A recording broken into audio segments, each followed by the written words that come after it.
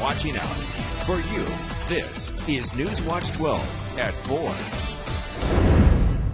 Niece, who was my opponent, I never saw this issue raised. I looked at her voters pamphlet, nothing about it in there. But yet, less than 1 year later, it was the most important thing, and it was the we needed to get this done to save the county.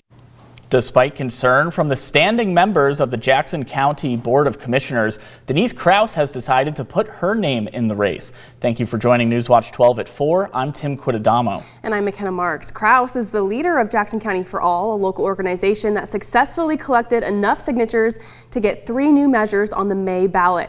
All 3 of those measures aim to restructure the Board of Commissioners. The measures would increase the number of commissioners from 3 to 5, make the position nonpartisan, and lower the salaries of the commissioners.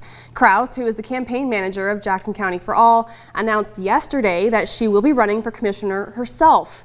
The Board of Commissioners met for a staff meeting back on February 15th and said the county government doesn't need to make any changes. I asked Kraus today if it was her plan to run for commissioner all along, and she says that's not the case. Rather, she says she wants to put her money where her mouth is, and that includes putting her name in the race.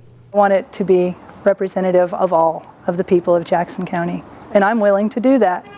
And so that's why I have to run, because if you're not willing to do that, I have to run. Over the last few months, Commissioner Rick Dyer has expressed his concerns about Kraus's plans for the board.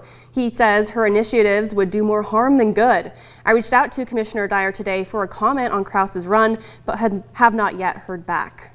And McKenna, earlier this week we found out that all 3 of those measures will be on the Jackson County ballot in May. Historically, the May election sees lower turnout than in November. What did Kraus have to say about why going through with May? Well, yeah, that's a good point. And I brought this question to Kraus today, and she said the community demand for these ballot measures and initiatives and changes to the board was so high that she decided to, go right ahead and get this on the ballot for May. All right. And Tim, I also know that you've covered actually the story in the past, and there was an investigation going. Jackson County for All requested that investigation into county commissioners and the city administrator, accusing them of violating election laws. Do we have an update on that? Yes, we do actually. I'm glad you asked. Let's turn to that right now.